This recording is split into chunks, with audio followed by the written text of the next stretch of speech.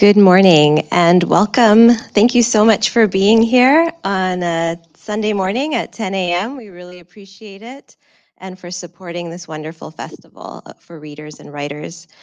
This festival takes place on the unceded homelands of the Squamish, Musqueam, and Tsleil-Waututh people, and it is on their lands that we have this privilege to live and work and play, and where we commit to honoring the teachings of the Indigenous communities that continue to live here. My name is Taslim Jaffer, and I am a writer, an editor, and a writing instructor. This is my 5th year actually involved with Word Vancouver, and I'm always happy to take these opportunities to host events and have conversations like the one that we are about to have. And if any of you are interested in getting involved, please have a chat with me, or you can contact our executive director, Bonnie, as well for those opportunities. I hope you've had a chance to tune into the other events leading up to today that were online. They are all going to be uploaded to the Word Vancouver YouTube channel that you can check out. And even this event is being live streamed currently. So hello to those at home, and you'll have a chance to review it again later. Just a reminder that you can purchase any of the festival books through Iron Dog Books. You can stick around after this event and meet Kamal and other authors at the book signing table in the lobby. Word Vancouver is a free festival, and that is only possible with the generous support of our reading and writing community and champions of the arts. You can support the festival online through our silent auction. There are some really cool items already on there, and by clicking the donate button at wordvancouver.ca. Word Vancouver would like to take a moment to thank our generous donors and sponsors. We would like to give a special thank you to SFU and the Writers Studio for this wonderful space and their continued generous support of Word Vancouver.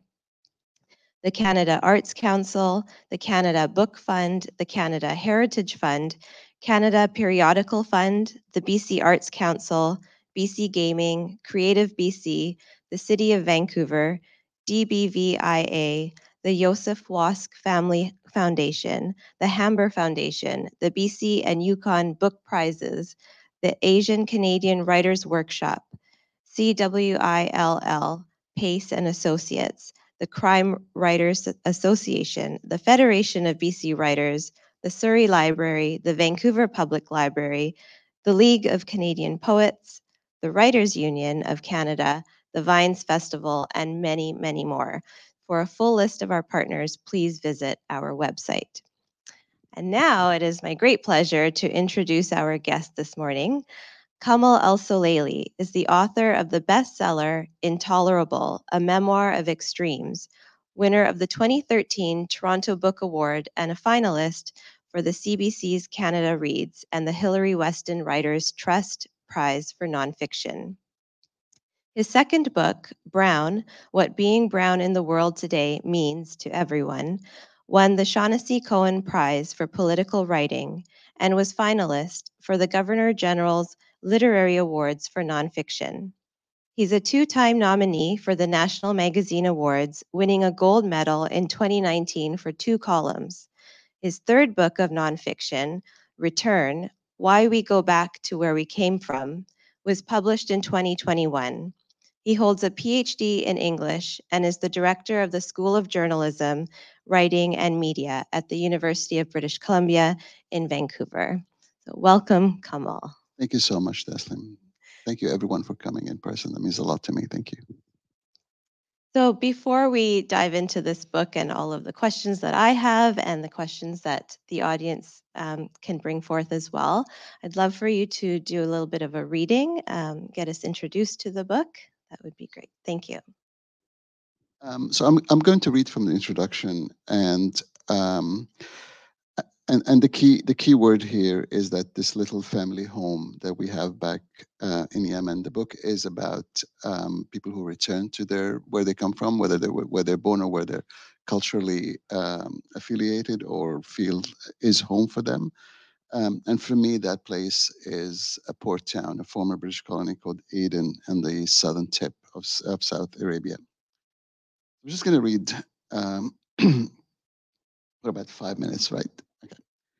Ever since I was a child, my exiled family has talked about a dilapidated old house on the outskirts of Aden. My father built Beit el Gabal, or the mountain house, for his parents in the early 1950s to save his marriage. My grandparents lived with their firstborn son, as was the custom then, but they tormented my mother with their nagging and their interference in how she raised her children. By sending his parents to live in the new house, my father, ever the dutiful son, could keep them nearby but away from my mother. I've never set foot in that house, but I recall seeing it from a distance when I last visited Aden in the spring of 1992 after 4 years of living in England. Who would want to live there? The 27-year-old me asked my uncle, who had taken me on a guided tour of my birthplace. I felt the sting of his disappointment as he lectured me on my indifference to family history and our own homeland. Millions dream of a house like this, he chided. I wasn't sold on his argument back then. I just wanted to go back to my student residence in leafy Nottingham. Over the past decade, my brothers and sisters have been restoring the house and decorating it with old furniture from various households. Because of its elevation, it provides a reprieve from Aiden's punishing heat in the spring and summer. The mountain house conjures Aden, the city where I was born, where my late mother and father got married and lived for 22 years before we all fled the post-independence turbulence of 1967. It's Aden, it's always Aden that I dream of returning to. It's not Sana'a, where I lived as an adult for 2 years in the 1980s. It's not Cairo, my home for 15 years and my reference point for the Arab world. It's Aden, the former British colony where my family's history began, that keeps calling me back. I have an uncontrollable desire to return to the house, to live in it for however long I can. I want to feel close to my beginnings, to my great grandmothers who died before I was born, to the memory of aunts and uncles now all gone, whose faces stare at me from family photos, and closer still to my late mother, who was grateful to see her in-laws banished from there from her domestic kingdom. The mountain house was the place I longed to escape to when the pandemic hit in the spring of 2020, and thoughts of dying and burial places became more than passing morbidity. The unnamed heroine of Daphne du Maurier's Rebecca dreamed of going back to Manderley. I dreamed of a mountain house in Aden. When I was a theater critic, I often poked fun at the return stories so beloved by Black, Brown, and East Asian artists in Toronto. These torn between two culture stories were popular with theater companies, and arts councils eagerly funded them as part of a push for diversity and inclusion. I owe some of them an apology. Many were spectacularly awful.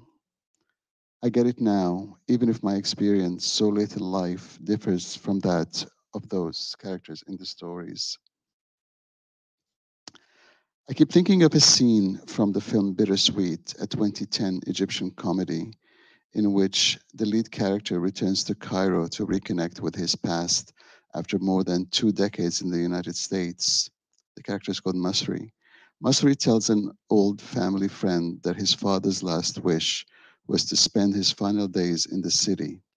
The friend responds with what I suspect millions of Egyptians think of when they encounter someone like Masri or me. These people are strange. They migrate, waste their lives abroad, and at the end of the day, they say, I want to go home and be buried there, as if the country is a big cemetery. Have I become the cultural cliche that I so often dismissed and that Egyptian filmmakers view as strange? I don't know why it's taken me so long to think of my own return, and I don't know if these thoughts represent a natural progression, a delusion, or a midlife crisis. All I know is that for the past 5 years or so, I've been thinking of return, my own and other people's. Thank you. you so much, Kamal. My pleasure. I just love that introduction. It's so beautiful, and there's so much to talk about just, in that, in Thank your you. own story, and your book also encompasses other people's stories, so there's a lot to talk about. But I am very curious, having just read your memoir, and you also mention in your introduction all the different places that you have lived for much longer times than you spent in Aden. Mhm, Yet it's Aden that calls you. mhm. Have you um, been able to put into words, why it's Aden? I wish I knew the answer to that one, Mhm. to that question. I don't think returns are always rational decisions, and I don't think people choose to return to a place because of a set of reasons, or they say, or something they can put their finger on. I think it's, if I were to offer some kind of guesses, it would be because this is where my family story began. This is where my great, sorry, my grandmother and my grandfather met, from both sides of my parents, and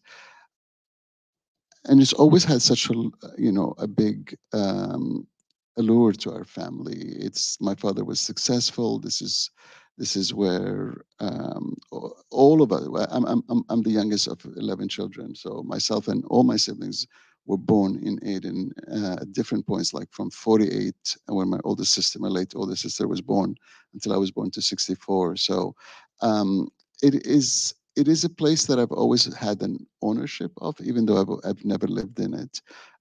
It's my family history, it's my family story, and I just feel that it is the one place in the world that I can claim to be my own, that I belong here. This is where I began, and my parents and everything.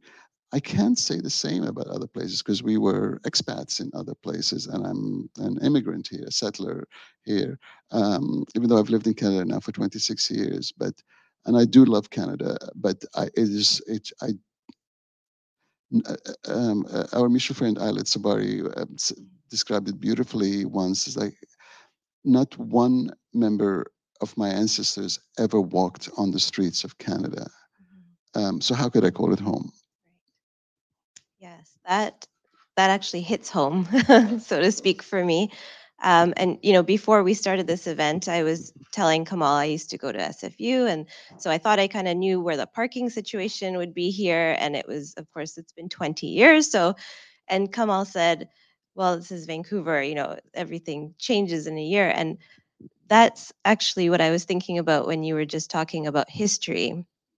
And like when you go somewhere that's old in your family, that's where other people in your family have walked these roads and been to these places, like I can understand in Canada there's no history here of your family, or my family even. So I can understand that draw to be where there is history. And so with history, would you say we feel a bit more belonging where there's that? Yeah. Okay, thank you. So, in the book, you explore various stories of people who have their own individual reasons for return. I particularly was interested in the West African communities that would, return, and there was almost like a spiritual reason or realization that drew them back to their motherland. Can you talk a little bit more about that? Sure, but maybe I should just explain that the book is sort of divided into three parts, where kind of like one part is where the sort of there's lands where there's a strong mythology, um, or attachment. So that's Jamaica and the Basque region. And then there are return stories that are very business kind of motivated, younger people trying to reclaim their connection to their ancestral homes. And so that's set in Taiwan and Northern Ireland, particularly Belfast. And then the final the third part is the real ancestral homeland. So, that's whether Jewish community returning to Israel as the sort of the promised land, or descendants. Sorry, there's a big roundabout way to get to descendants of transatlantic slavery. More than 500 years since the beginning of that shameful chapter in history, deciding to leave North America or South America or Europe, um, and say that their spiritual home is Africa, that this is the place where that has been calling them all their lives, and cleverly and smartly, opportunistically, a number of African countries have realized that, and so a way of combining that spiritual quest with a business case, to come in if you're African American and you're particularly well off, or by any, like comfortable, and you could come in, maybe start a business, or just visit, come for holiday, maybe buy property. So I reported this chapter from Ghana in 2019, which was marked as the year of return. Many of you would have heard of the 1619 project, which marked the 400th anniversary, or whatever you want to call it, of um, uh, the first sort of slave ship that arrived in what is now we call North America or the U.S. So Ghana made it into the year of declared 2019 the year of return. So everybody who says they are descendants or feel like they're of African origin, can return to Ghana. Um, and I went there in the middle of all the events and everything. And while there were definitely people who were there for that spiritual connection, to connect with their ancestry, when they go through the door of no return, which is the final passage after which they're loaded on, the slaves were loaded on ships, and on boats, then loaded onto the ships that took them to to a point of no return. There were tears, and there were people who felt very emotional, but there were also parties and big celebrities going there, like Idris Elba and Beyonce, and also there was a lot of sort of commercialism around it. So, like many, I mean, life is really complicated. So, like many things, there was that tug between fulfilling that desire for people to return to their ancestral homeland, but also cashing in on that desire at the same time. Great, thank you. Oops. Um, so when people do return, what are some of the challenges that they have found? Like, is it, like you said, nothing is really as simple as it is. It's not like I could go back to Kenya and be like, this is, you know, this is where I belong, like 100%, right? Like, it's not black and white. There are challenges with that. What have uh, people experienced challenge-wise?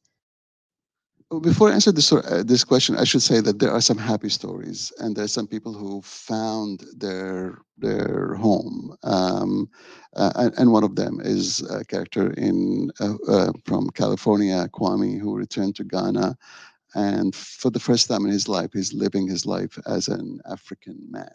As a beautiful African man, in his own words, and he's not ashamed of that. He's not afraid of the police. He's just living a life a free life. So there are many who found their that place, and for a woman like Eden, who's a staunch Zionist, she has found her home in on a settlement in Israel. Um, but by and large, there are a lot of heartbreak. There's a lot of heartbreak there as well. I think the biggest challenge is that people think they're returning to the land they left, and that's never the case. we've like for us who left our homeland, we've moved on. We've adjusted to life wherever it is, say Canada, the US. Um, but so have the people we've left behind. There's a new country.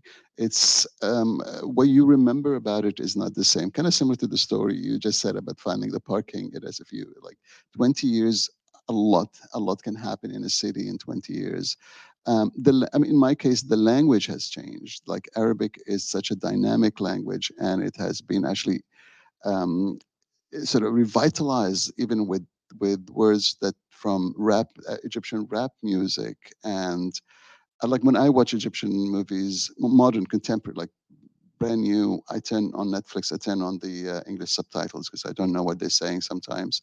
Um, the language has kind of morphed.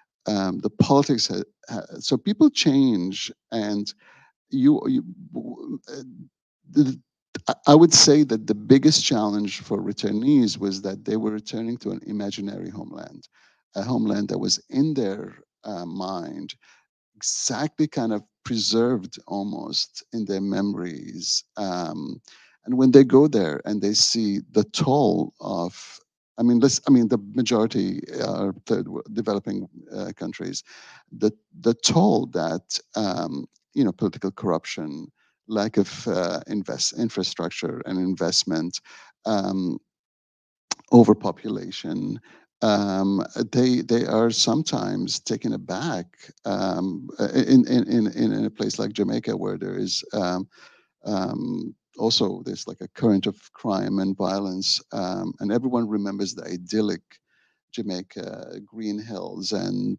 beautiful ocean views, and maybe there like the thing, maybe there was crime back then as well, but they don't remember it at all, or they've chosen to kind of edit that out from their memory.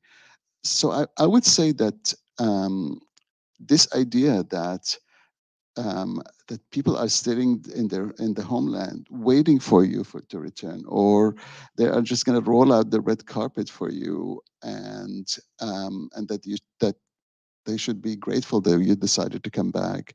You know what? They've got on with their lives. They have plans. They don't have time to deal with some westernized brown guy or black guy or woman who is just like complains about, as in the chapter in Ghana, there are all these affluent African American, middle class African American who returned to Ghana, and they've done nothing but complain about power outages and running problems with running water and traffic, um, which is the reality of the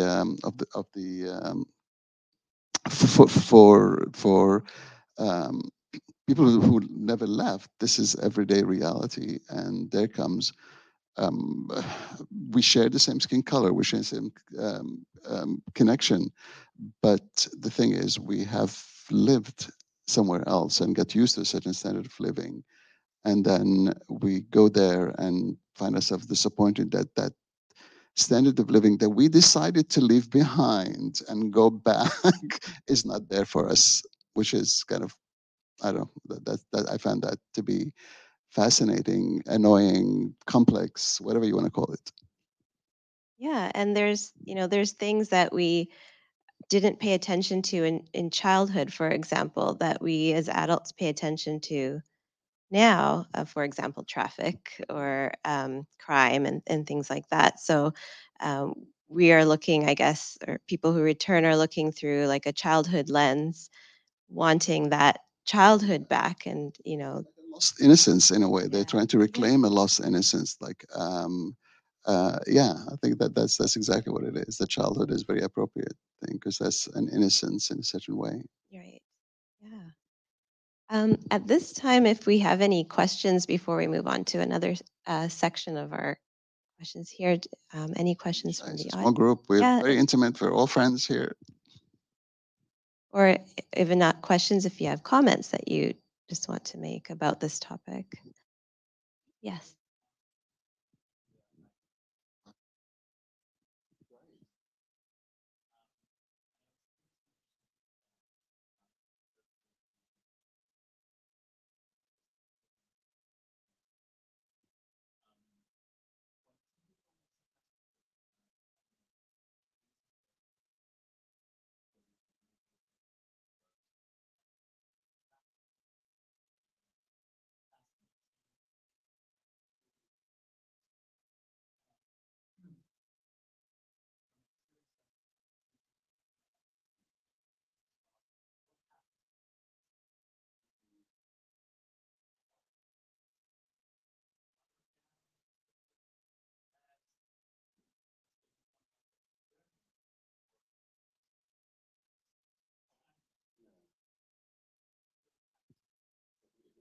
That's a really good question. Wow. I kind of start answering it personally. Not that I have returned yet, but that fascination with, in my case, sort of Western culture and Western language and literature, it doesn't go away, obviously.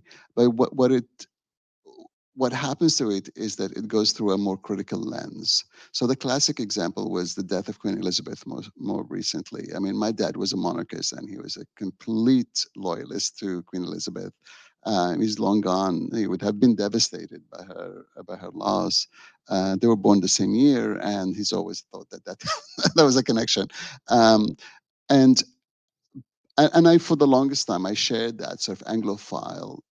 But right now, I could also see it from a post-colonial perspective, from just kind of from a more critical viewpoint of privilege and what white privilege among other things. So that's what, in my case, that's what happens, is that that fascination is still there, but I have a different gateway into it that engages with it more critically.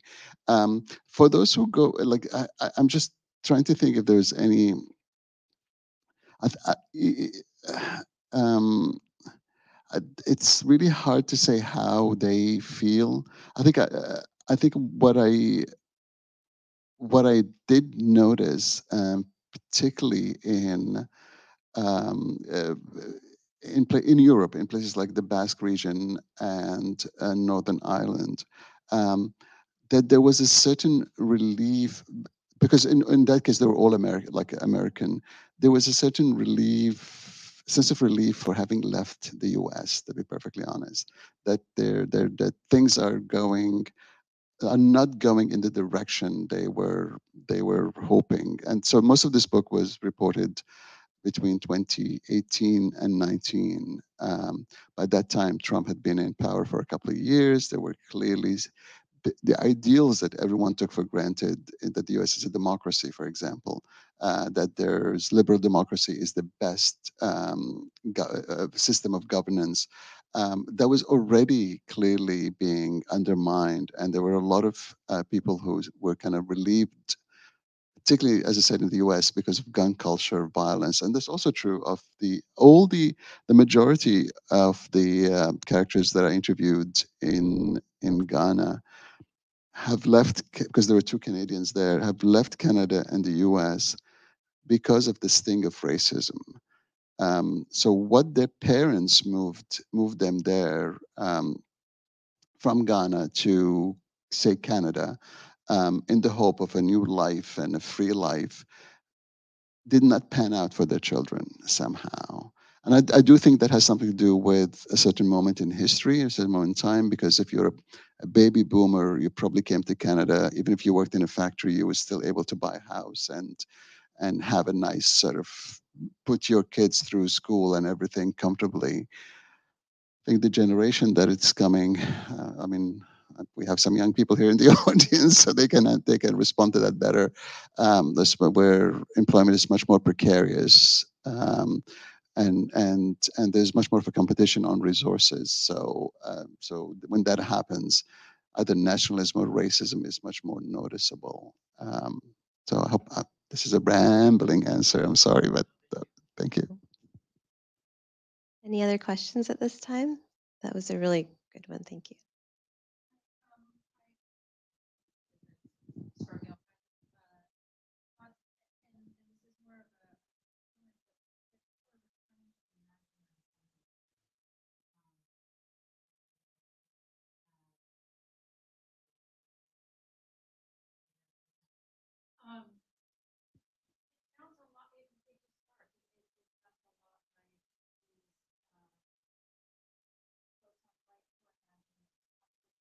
Mhm.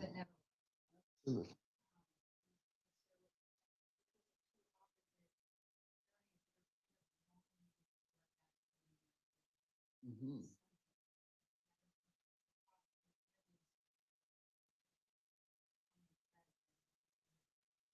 Not in interviews, but in the analysis in the book, I talk about the kind of the danger of nostalgia. And that is and nostalgia itself comes from actually like the original definition is an illness from soldiers it was in the 18th century. Swiss scientists, I can't remember the name right now, but who sort of diagnosed it from soldiers who were so homesick that it became during a war that it became a natural illness, and they would prescribe that they be returned to where they come from. So there's nos from home, analgia, which is like as you know, it's like a Latin. I hope it's Latin or Greek for an illness. So this is thank you for pointing that out, because you're absolutely right. There is this sort of dream of an idealized USA when when women didn't have a say in political power, when immigrants knew their place, and gays did not come out of the closet just yet. And there's this so a lot, I mean, like the Take America Back in itself, I know it says, take it back, but take it back from who? And take it back from what? And the word back in itself suggests going back in time as well. So yes, there is some kind of connection, and a lot of the power of the far right in the US at the moment is built on some white ethno-state, nationalist ethno-state that it sort of predates immigrants, excludes African American contributions altogether, or would like to kind of to see that as limited as possible. So yes, you're absolutely right on that point. Great point. Thank you. Thank you. Yes.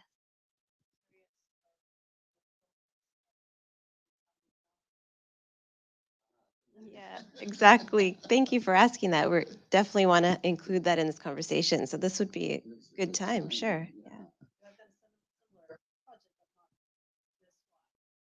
Yeah. You you're doing? Oh, okay. What? Okay. Okay. Yeah. Yeah. Process. Okay, well, let's dive into process. Do it. So this is my second book of this is my third book, but this is my second book of that kind. Brown, which you referred to, is also a book of reporting. So I was a little bit more experienced during this book because I learned all the mistakes from Brown, that everything that went wrong, I try to avoid it. And the key word is planning. For me, is planning ahead and planning in advance. Um, so I start by making a kind of a wish list of destinations where the stories there and the theme of the book align. Um, and then I look at what connections do I have in each country. All you need is really one or two people in that destination who can open doors for you. The rest, I just need that one door open. I've been a journalist for 25 years. I know how to then to push the door even more and just and ask people to say, who else should I speak to? I don't arrive in any destination until I've had at least 2 or 3 interviews, major interviews confirmed. Um, so this was all before Zoom became an everyday thing. So you do on Facebook.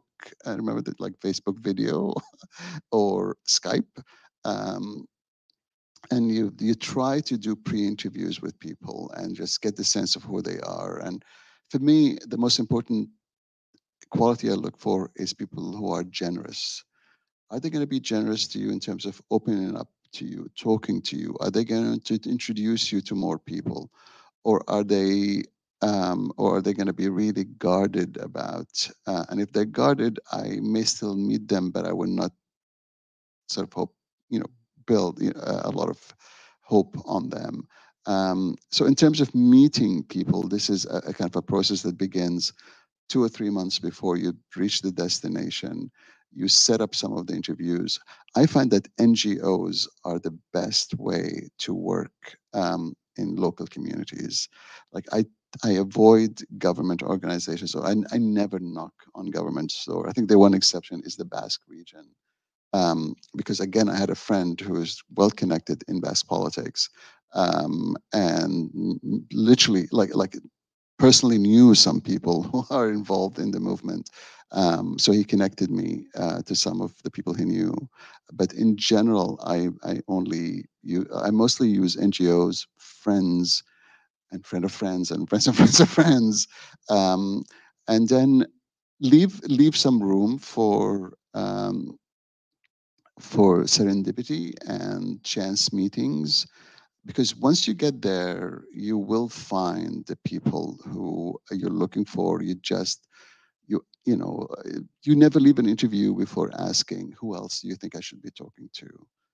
That's a key question at the end of every interview, even on the Skype interview. So in terms of finding people, that's the process. It's a lot of work, and honestly, I'm too old to do another book like this. I may never do. After Brown, and like between Brown and this one, there's like 16 different countries and 16 different reporting trips. I mean, if and I'll be honest, if I didn't have a job in academia, as a professor at Ryerson first and now at UBC, although both books were written while I was at Ryerson, sorry, TMU, that's what they call it now. Um, if I didn't have that support in terms of grants for me to travel, project grants, of course, both books were written on sabbaticals, during sabbaticals. That's why I was able to, it's not like I left classes and went to report in the middle of classes. So that's has something to do with the privilege of being an academic as well. Okay. Sorry, did you have a question? No. Okay. So, that covers how you found people and the process of interviewing. But I have to tell you, when I read this book and when I read Brown, I was like, I loved reading it. I love reported pieces because you have like the facts, you have other people's stories. And then, of course, Kamal's story is also like weaved into this and his thoughts and analysis. I thought, my God, that's so much work.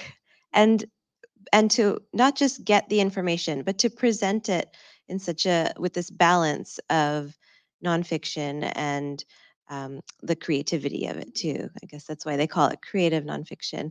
But can you talk a bit about that balance of like telling other people's stories and highlighting all these other people's facts and other countries' facts, and then weaving your own story into that? How do you do that? God bless the line break. The line break allows you to get away with murder in nonfiction, which is like a break of sections basically, and that just has almost allows you to move from one direction, to bounce around different directions. So, like technically, if anyone is thinking about that, please realize that the line break is your best friend. However, there are two. I mean, creative nonfiction is such a big tent, and there are some who come at it, completely from poetic and extremely personal and lyrical, and there's some who come at it from uh, like hardcore journalism or factual and reporting and data, and will have tables and charts, and there's some like myself who are trying to sort of carve a space in between the two. I think the fact that I am a journalist gives me a lot of skills in terms of reporting and asking questions, and the fact that I'm an academic gives me that research skills, and being able to use the library really well and use resources in the library to find me books. And many of the books I would put like interlibrary loan, so you can get it through the. So I really your librarian will become your best friend and in writing those books. Let me think. In terms of that combination, in both books, I chose to use myself as a kind of a through line of the book, so that I'm always, for two reasons, I'm always kind of reminding you of the subjectivity in which this book is written. That is, I'm not claiming this to be, um, even though we all know that facts can be interpreted and debated, and facts are just one way of understanding history, understanding what's going on around us. Um, but I do try to combine, to use the personal, to use personal stories to illustrate historical moments or historical processes. But you can't always assume that everyone knows what you're talking about. You always have to provide um, some kind of synopsis, some kind of analysis, some kind of summary. And this is where books like like mine and others written in that vein, sometimes historians don't really like them because they say you kind of diluted history, but it's not meant to be a history book. It's meant to be a book of stories, and I'm providing the history. And I'm not an expert on return migration. There are people who have been studying that for 20 years or more. um, but what I am is a journalist who was able to navigate, and an academic, so I was able to navigate all this body of research, see what I feel I can distill like honorably and without oversimplifying and without stealing other people's ideas. That's why there are footnotes. So for every book or article I consulted, the reference is there, because God knows the last thing I want to do is to take other people's work as an academic. So, like I tend to err on the side of storytelling. So if I have to, I will emphasize storytelling um, over the contextualizing. Let's just say the contextualizing information. Although I think it's more than just contextualizing. It does a lot more than that. Um, in this book, I actually separate like every section begins with a chapter, a short chapter, kind of almost like a preface to each section that tells a lot of the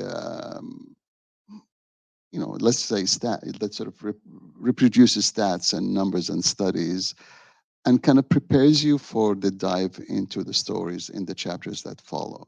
But even in the chapters that follow, there would be as kind of a step back. And for example, if I talk about the classic one would be the Basque region, like how many people here know the history of the Basque people and the nationalist sort of discourse around Basque nationalism? Raise your hands if you do. I did not. Okay.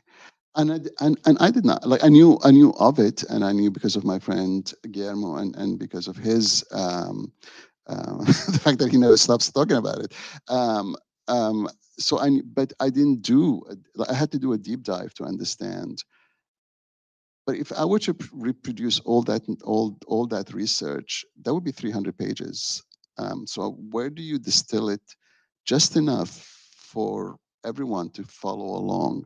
So when people I interviewed from the Basque talk so passionately about why they need an independent homeland for the Basque people, you understand where that desire, when the character cries when they see the symbol of Basque, or when they see Guernica, the reproduction of Guernica, the Picasso picture in Guernica.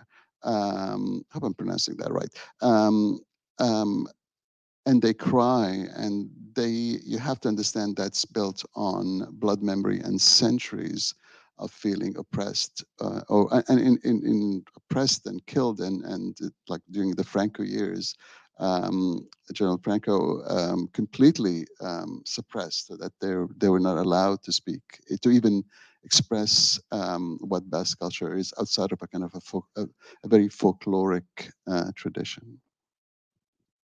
Thank you. Yeah, I do want to say, if you read Return, if you're curious about this topic at all, you'll see a lot of his, like the footnotes, and yeah, everything's just great. Like you'll have lots more to read on the topic as well. Um, and that also makes me think about, I was thinking as I was reading that this book seems to have stemmed from a curiosity. And then from this curiosity came this brilliant project. So what advice or what words do you have for a writer who's feeling curious, who's just at that beginning stage of feeling curious about something and wants to learn more about it? Like, I know it's probably a very big question. As a writer, As yeah. a writer, okay. Um, give My advice would be, give yourself the luxury of research. enjoy that process. That's the fun part, to be honest. It's the writing that's the hard part. Um, I mean, I love it when I get excited about something, and then I find a book that will serve as a kind of say history of the Basque people, or 50 years of troubles in Northern Ireland, and I usually either borrow that book from the library, or if it's on paperback, I would buy it, and I would just take 2 or 3 days to just read it and make notes, and it gets to the point where you sort of like, I can't wait to get home and continue reading this amazing history. And the beauty of that is that you're not going to be examined on it later. It's not like, so it's no longer a textbook that you have to cram in order to pass an exam. This is just the pleasure of finding out, of sort of satisfying that curiosity so absolutely, it's a sense of curiosity. So my advice is, research. And when you get to the point where you're starting to read different books and you recognize that, oh, I've read this before, or so that oh yeah, that's what happened in 1922. um, Now you're ready to write, because you have reached that point where, um, you're never going to be an authority, because there are people who spend their entire lives, researching the Basque or Northern Ireland. But you're confident enough to start writing and to contextualize your character stories in the histories.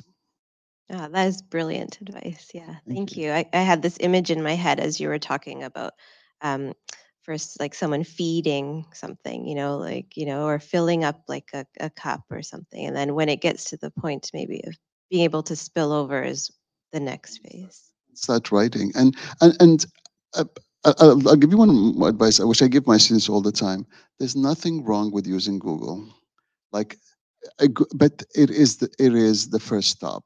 It's not the last stop. It should guide you to other resources.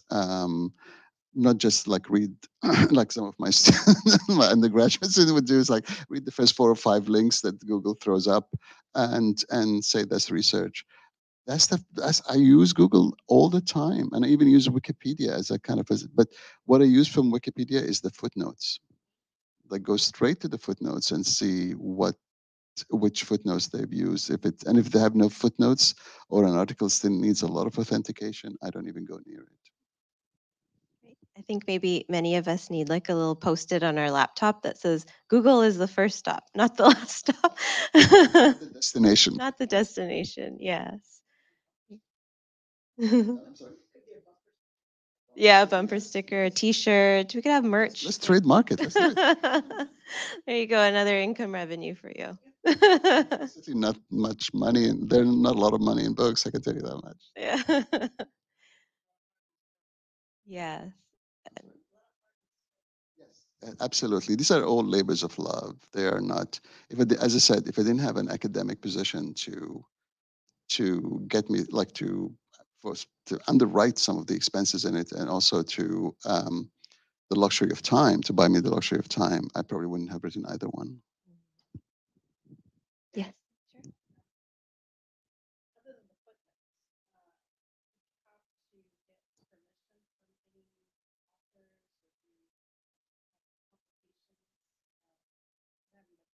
Right. No.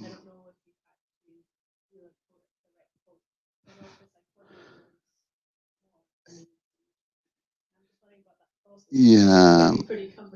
It is. It's mostly for creative work, but there is fair use, and this is sort of would be filed under social history. So it's footnoted. So it is fair use, and it's for the dissemination of knowledge. So as far as I know, and nobody in this is the publisher's responsibility and not mine. But I don't think I've ever quoted as like 400 words in one block.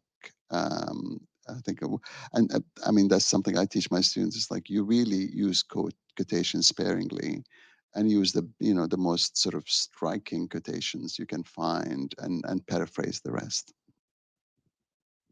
Yeah, I don't think there was any 400 word blocks in there. Um, Yeah, that's great advice too. All the technical things that we should keep in mind, and quotes. I agree, they should be like powerful. And I spotted a watch on your wrist, Kamal. Do you mind just 7 minutes? Okay. Do we have any last questions? Yes.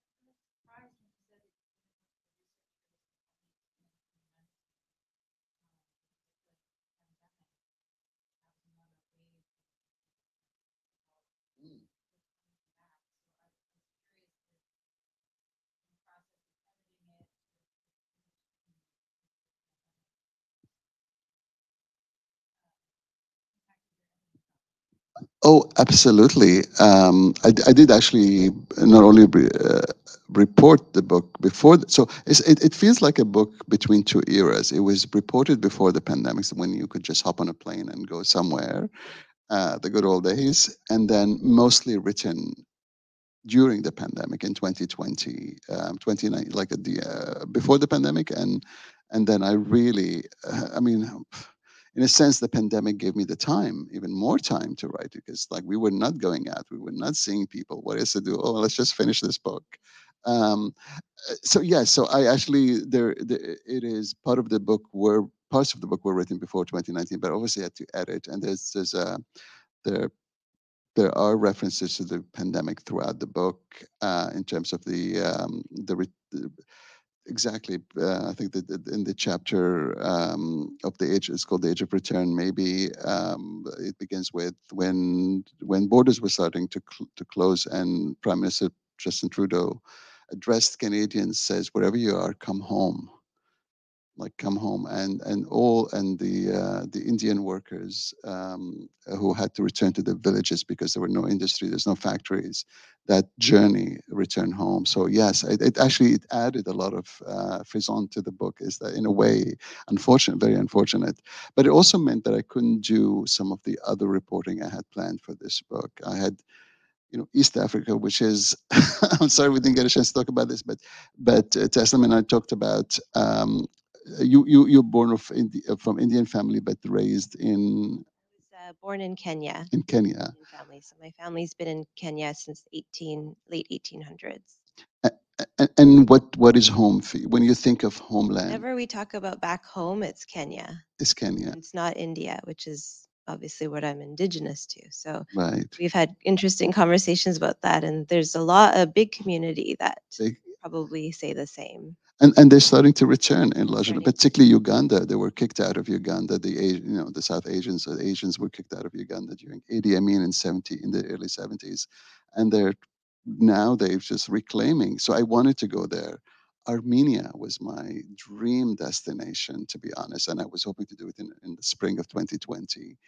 And this is a whole homeland, in light of genocide, in light of Soviet annexation, and like there's so much history, and I was closing in on some contacts, and then the pandemic happened, and so that also meant that some destinations I wasn't able to add to the book at all. So there was good things, but also you just couldn't travel in 2020.